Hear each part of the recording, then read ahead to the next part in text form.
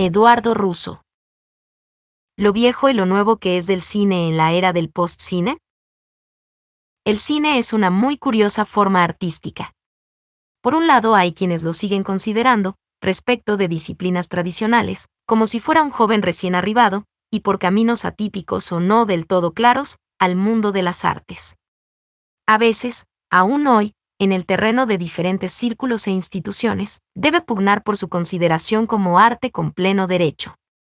Tal vez por su condición constituyente de haber sido inventado como máquina de visión, aparato movilizado de acuerdo a la mayor parte de sus desarrolladores por el afán de conocimiento del mundo visible, por su pertenencia al complejo mundo de las imágenes técnicas y particularmente necesitado de una operatoria maquínica para que sus imágenes puedan suceder, más en términos de acontecimientos temporarios que de objetos palpables a atesorar.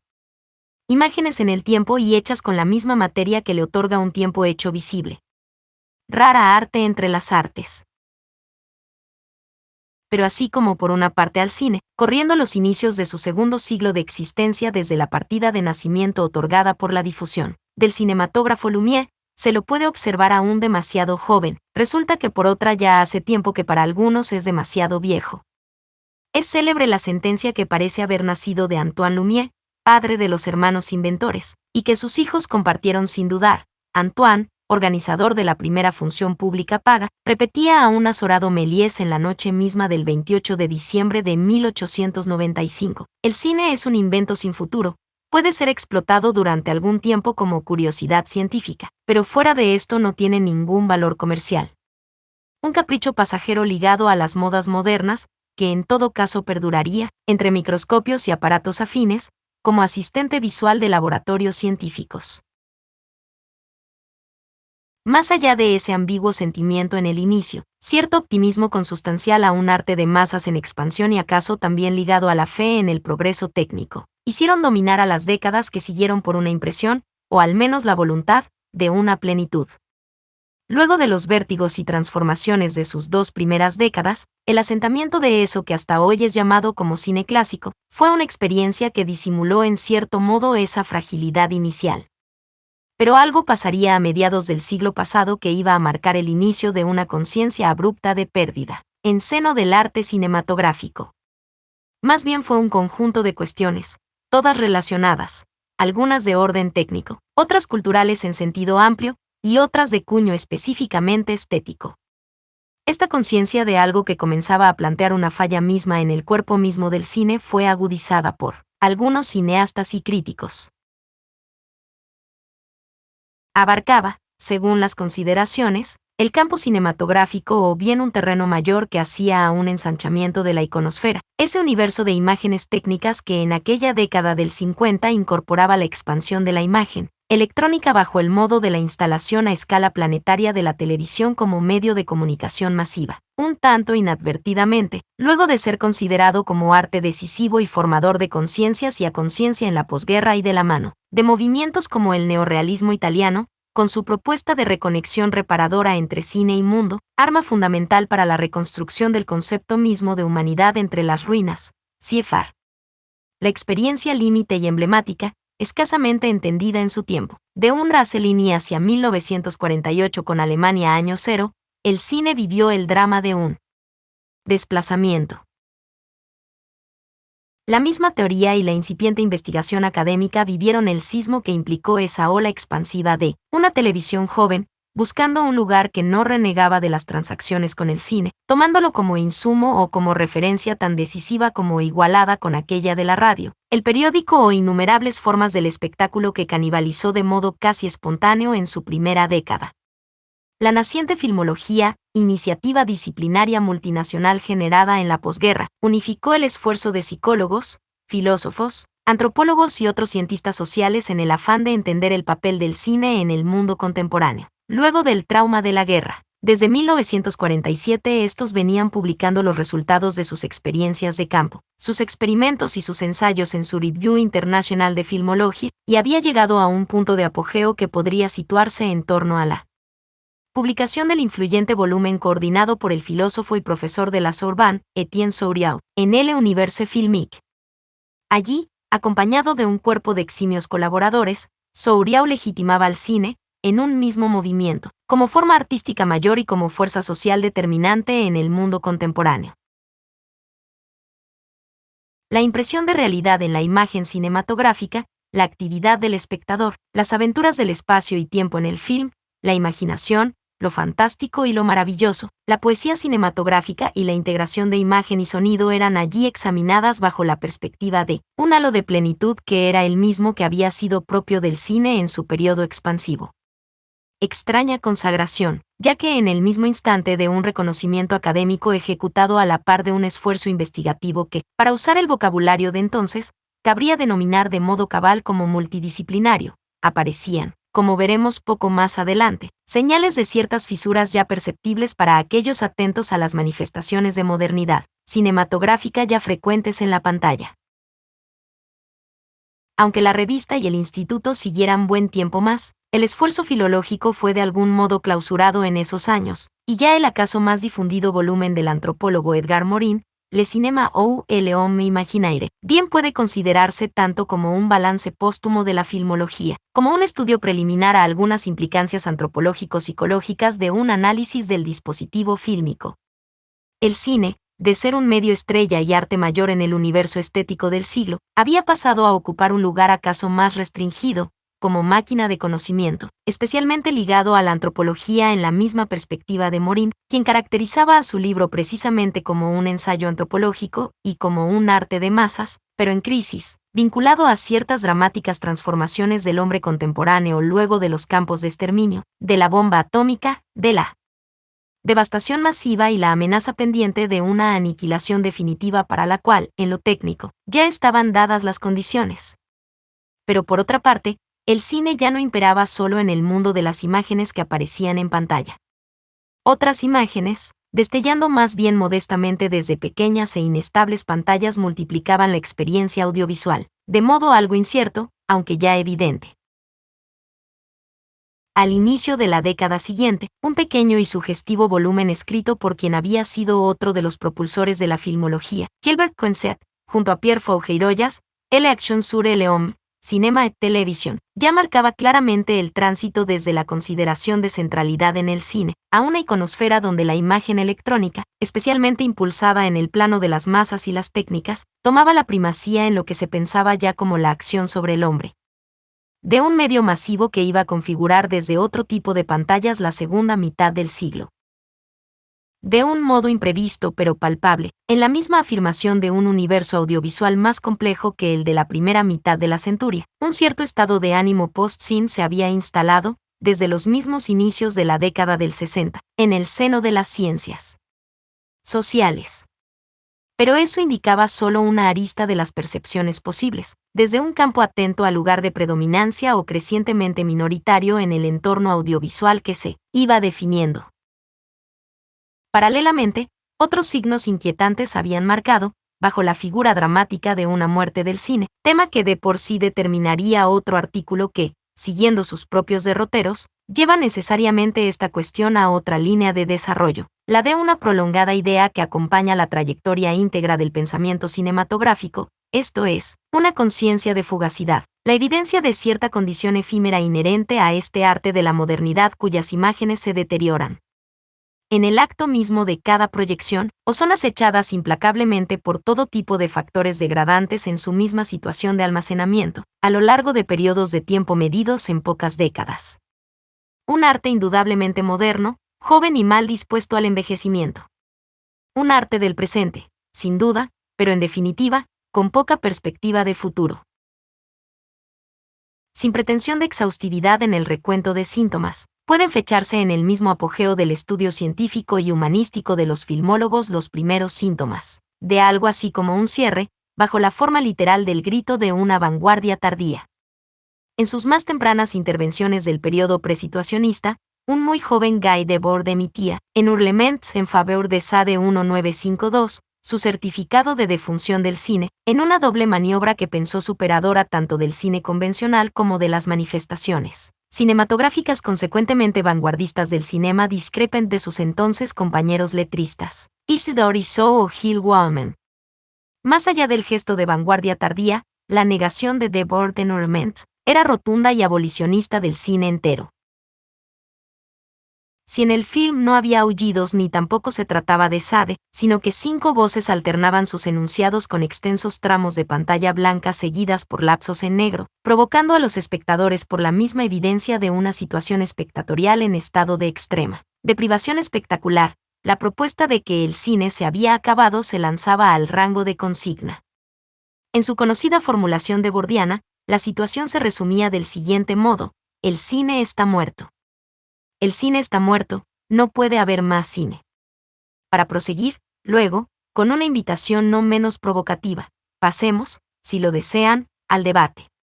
La abolición del cine sería seguida por las batallas de Debord contra la sociedad del espectáculo, en el que otros frentes reclamaban combate, con el cine ya confundido, en tanto fuerza coadyuvante, con otros potentes promotores de una regulación y control social por medio de una imagen omnímoda y omnipresente.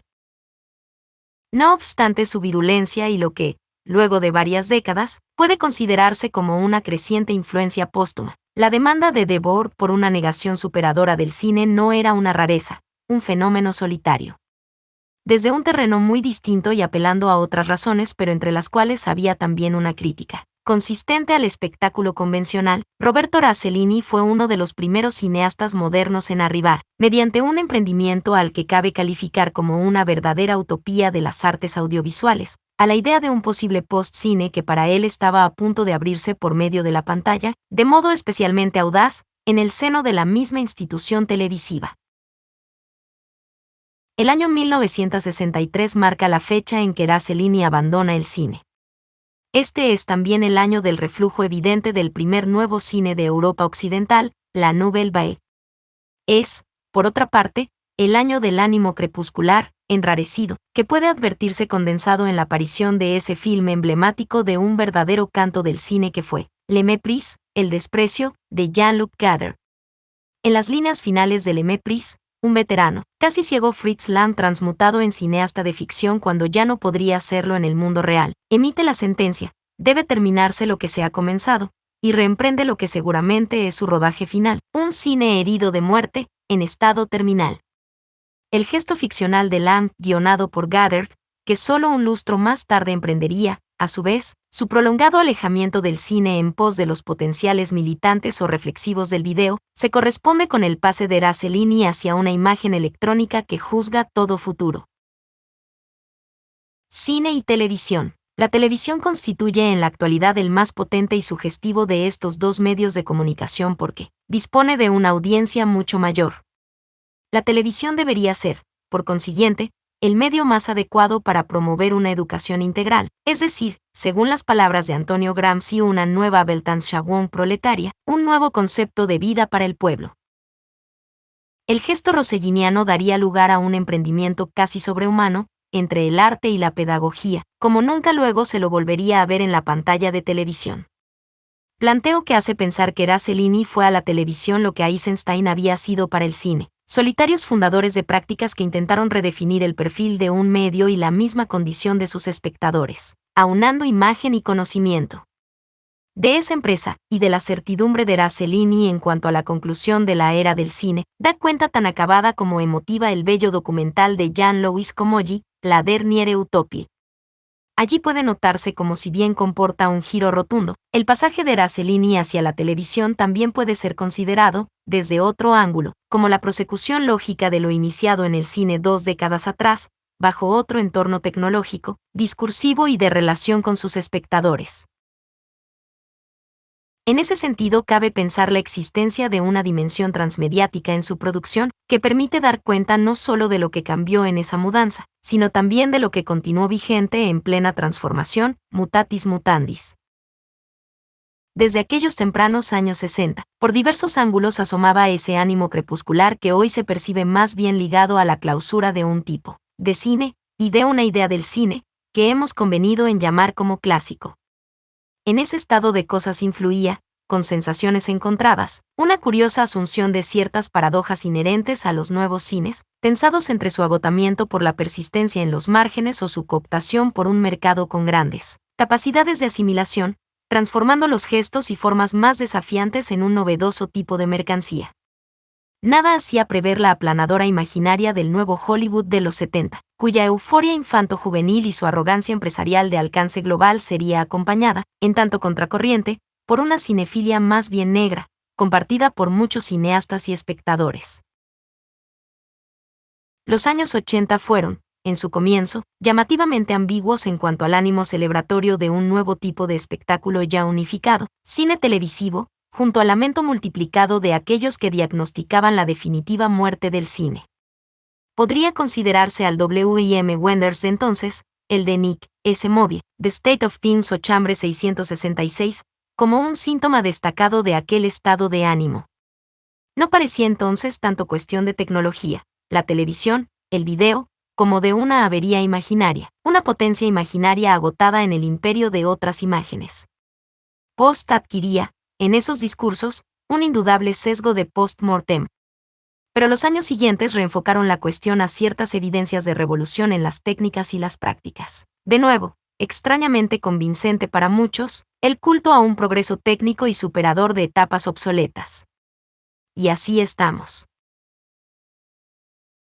Al cierre del siglo, Robert Stamm hacía, bajo el título Post-Scene, la teoría digital y los nuevos medios, el siguiente diagnóstico, que plantea más de un interrogante. Aunque muchas voces hablan apocalípticamente del fin del cine, la situación actual recuerda extrañamente a los inicios del cine como medio. El pre-cine y el post-cine han llegado a parecerse entre sí.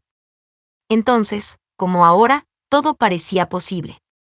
Entonces, como ahora, el cine lindaba con un amplio espectro de dispositivos de simulación. Y ahora, como entonces, el lugar preeminente del cine entre las artes mediáticas no parecía inevitable ni claro.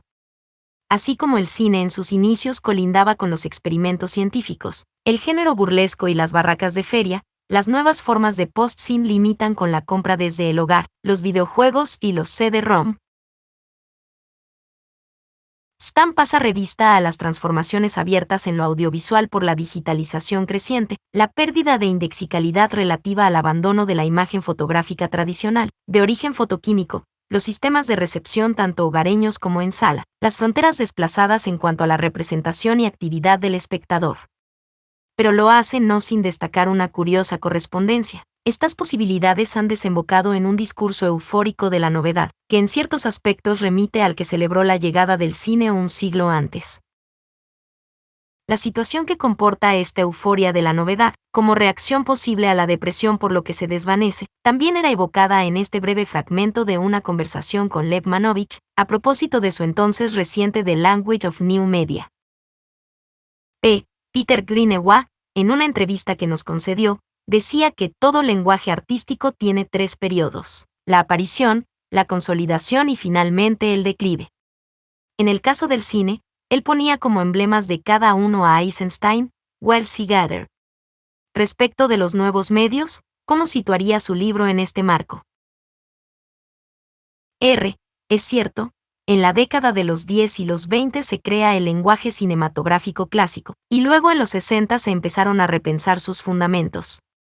Respecto a su pregunta, digamos que me veo a mí mismo como alguien que está tratando de escribir una teoría del cine en el año 1900, porque hubiera sido fantástico que alguien hubiera hecho algo así.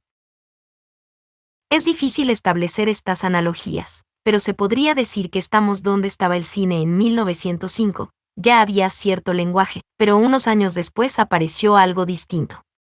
Definitivamente, creo que estamos solo en el principio.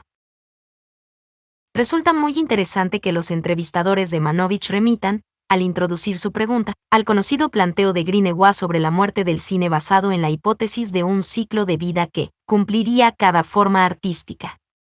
Dicha idea, en la que este artista persevera desde fines de los años 80, estuvo en un comienzo a tono con aquel diagnóstico fundado en cierto agotamiento expresivo que hemos citado. Son muy difundidas e influyentes sus experiencias para la televisión británica y sus incursiones en el terreno de la hibridación entre imagen fílmica y digital a lo largo de las últimas 2 décadas. Pero resulta interesante observar que en los últimos tiempos sus argumentos han girado hacia una fundamentación, más bien tecnosocial. En una masterclass dictada en el Festival Coreano de Busan 2007, Uno de los encuentros de punta en lo que a tendencias del cine global respecta, Greenaway comparaba a los actuales movimientos del cine con los últimos coletazos de un dinosaurio afectado de muerte cerebral. Y fecha la muerte con día, mes y año. La fecha de defunción del cine fue el 31 de septiembre de 1983, cuando el control remoto fue introducido en el living room, porque ahora el cine tiene que ser interactivo, un arte multimedia. No sin tomar nota del extraño detalle de que septiembre tiene 30 días, y más allá del certificado de defunción que de modo entusiasta emite Greenaway, la crónica de esa masterclass prosigue. Cada medio tiene que ser redesarrollado, de otro modo todavía estaríamos mirando las pinturas de las cavernas. Los nuevos medios electrónicos significan que se ha ampliado el potencial de expansión de lo que llamamos cine, muy rico de hecho.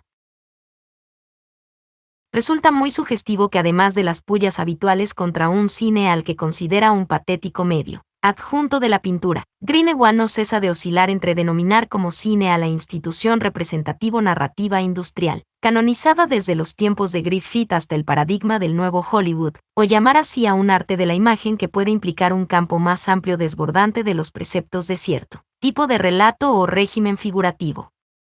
Como si en su discurso pujara la necesidad de dar sepultura definitiva a un cuerpo que por sus movimientos no se parece tanto al dinosaurio agónico de su relato sino a uno afectado por entierro prematuro, para dar paso a una plenitud hoy por hoy más prometida que avistada. Riesgo de pensar en términos de ciclos de vida, lo que parece más bien algo relativo a una lógica fluida de elementos complejos, permanentemente dispuestos a la renovación y a la mutación. Hay en su alocución algo fundamental, que remite al texto pionero de Gene Youngblood, Expanded Cinema 1970, la posibilidad, que Greenaway admite en forma explícita, de considerar eso que históricamente hemos llamado cine como una parte restringida de un campo proteico que no depende de determinaciones tecnológicas o especificidades atadas a un tipo particular de máquinas. Youngblood lo expresaba en forma sencilla, solo aparentemente ingenua. Para él, el cine era como la música. No importaba tanto en qué instrumento podía ser ejecutada, si un piano, una guitarra o un órgano. En cuanto al cine, podría ser en soporte fílmico, en video o en hologramas. Habría particularidades, pero en tanto forma artística residía en un terreno diferente al de su despliegue técnico. En fecha tan temprana como la de Expanded Cinema, Youngblood recorría las posibilidades de un cine cibernético, un cine videográfico y, muy a tono con las expectativas láser de entonces, un cine holográfico. La restricción, en todo caso, para él residía en los términos del drama convencional, que proponía reemplazar por una nueva forma de experiencia para la que reclamaba la participación de dimensiones sinestésicas y la consideración de claras zonas intermediales. En ese sentido, Arlindo Machado destaca que además de ser un referente crucial en cuanto al despegue del cine respecto de su determinación por un paradigma fotográfico tradicional, el artista y teórico también lo es en cuanto a postularse como el primer pensador de la convergencia. Según la opinión de Youngblood, podíamos pensar el cine de otra manera, como un cine lato sensu, siguiendo la etimología de la palabra, del griego kineme, hématos y grapain, escritura de movimiento, que incluye todas las formas de expresión basadas en la imagen en movimiento, preferencialmente sincronizadas a una banda sonora. En ese sentido expandido de arte del movimiento, la televisión también pasa a ser cine, al igual que el video también lo es, y la multimedia también. Pensando de esa manera, el cine encuentra una vitalidad nueva, que puede no solo evitar su proceso de fosilización, como también garantizar su hegemonía sobre las demás formas de cultura. De ese modo, aunque el tono beligerante de Greenaway parezca abonar el decreto de extinción del cine, su posición actual en lo que a su creación artística respecta parece, en verdad, más bien próxima a la cultivada por ese artista intermediático que hace más de medio siglo viene perfilando una producción múltiple, inclasificable y de vitalidad renovada, Chris Marker.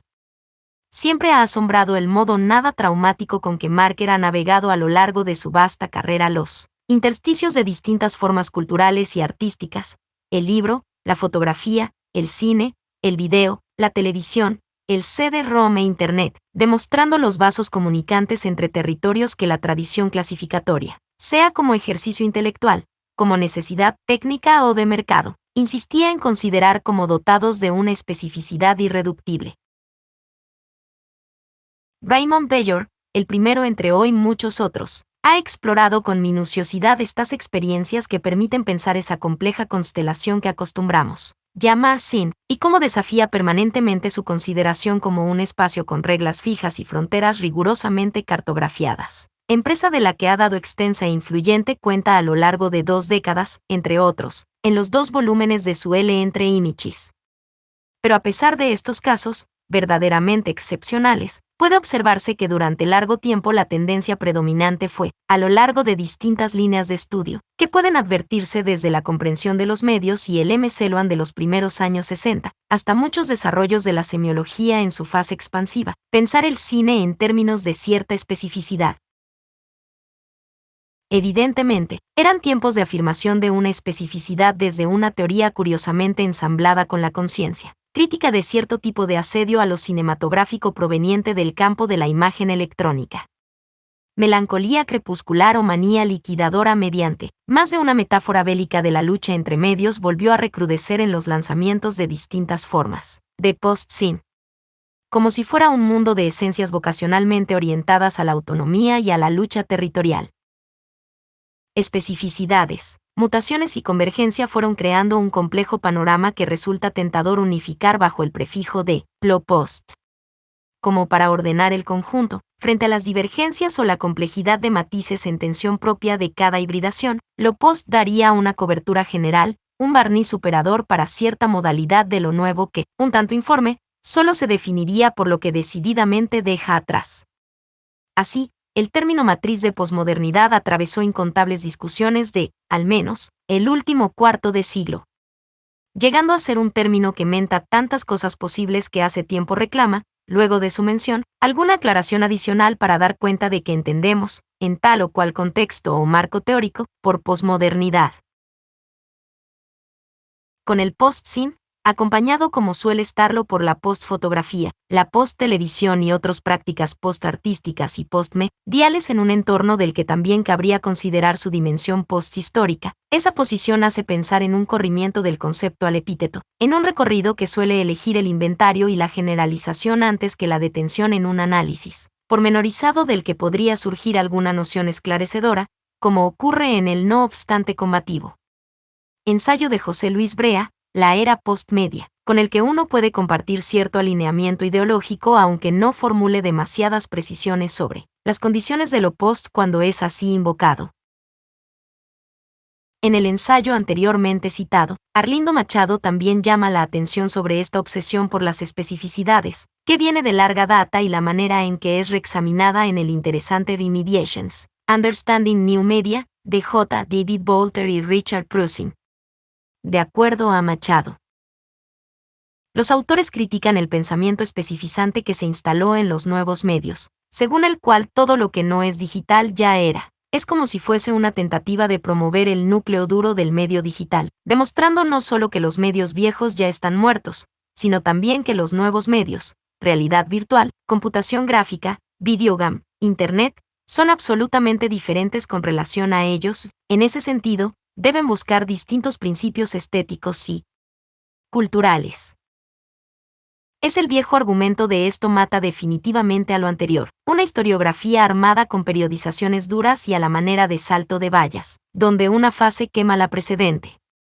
Un medio mata a su antecesor, modernismo en versión parricida que hemos visto, décadas atrás, bajo polémicas del tipo ¿la televisión terminará con la lectura?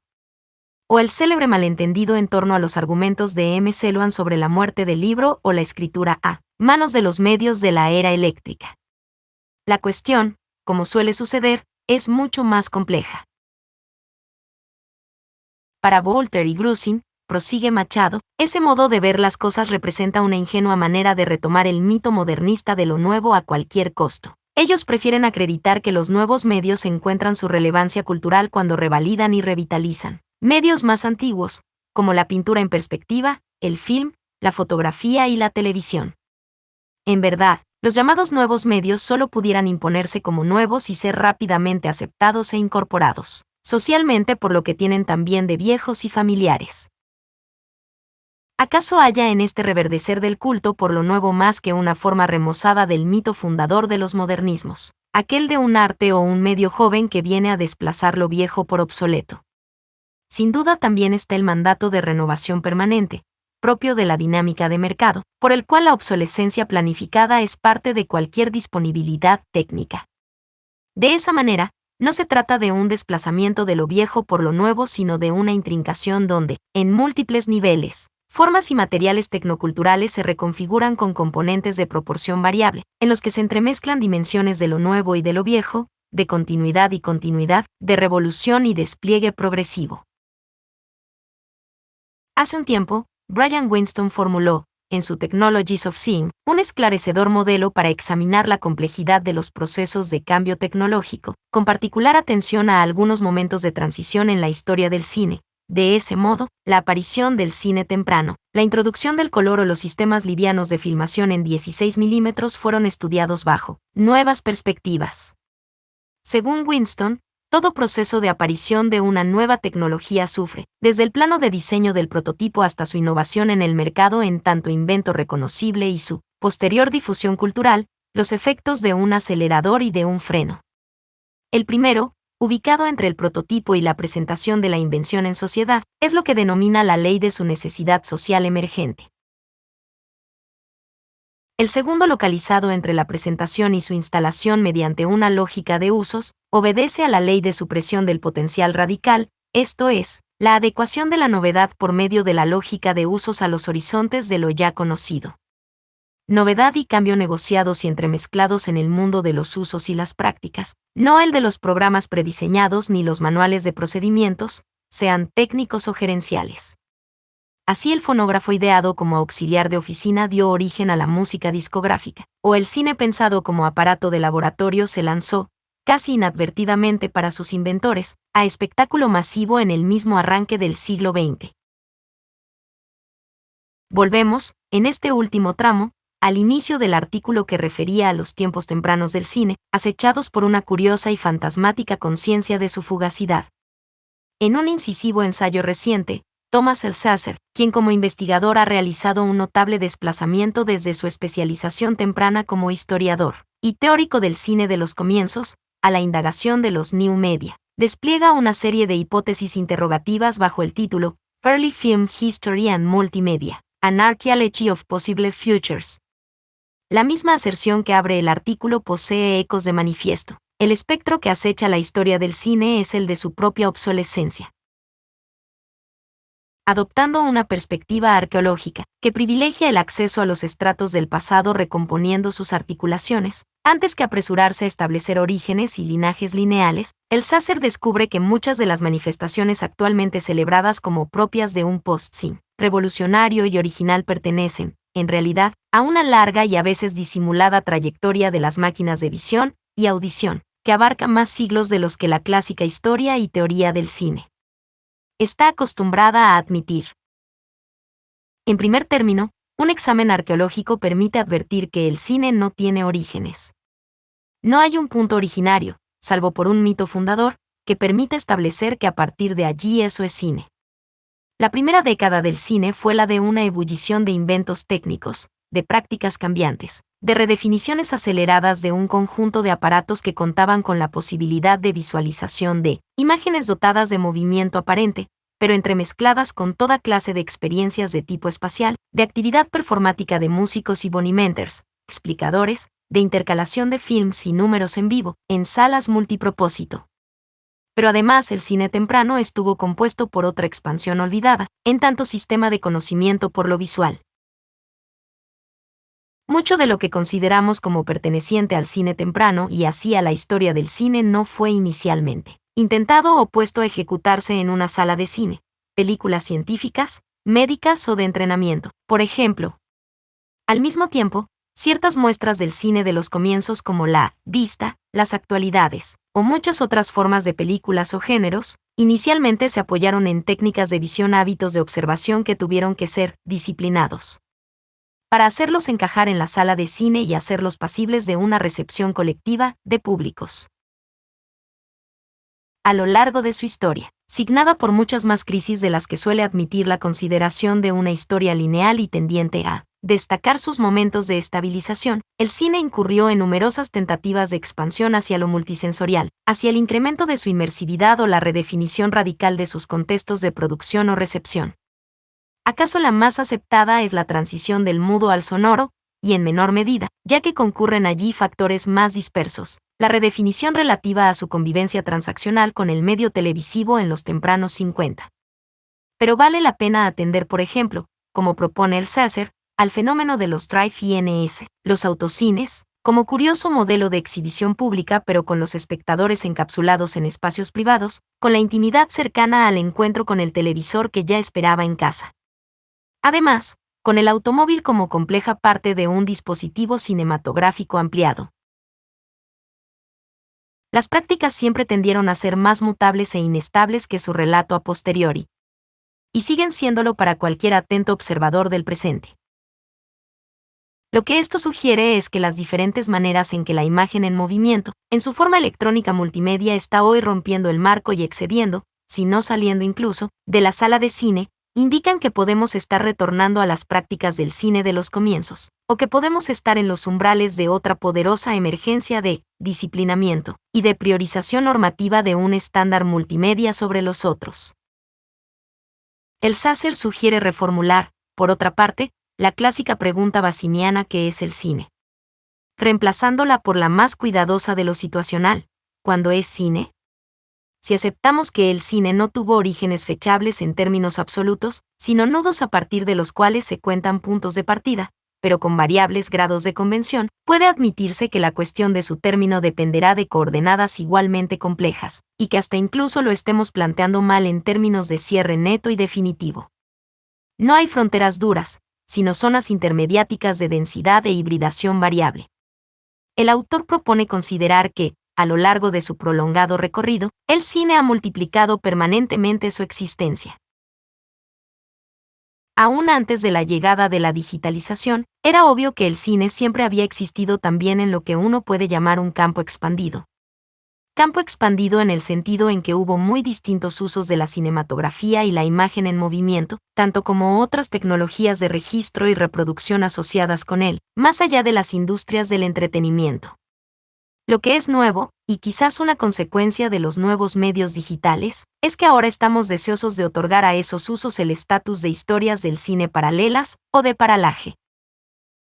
Como última medida, el Sasser propone considerar, mediante el mero gesto de atender a ese gran olvidado de la teoría y también del habla común, cuando uno refiere al hecho de ver cine, que es el sonido, las discontinuidades que tapizan el largo siglo del cine. Siendo arte audiovisual desde el inicio, Rick Altman ha demostrado hace tiempo que en pleno periodo previo al sonido registrado en película y sincronizado, con el film de largometraje, al menos 8 modelos diferentes se sucedieron, disputando la definición de lo cinematográfico a lo largo de las 3 décadas que las historias oficiales largamente consignaron como cine mudo.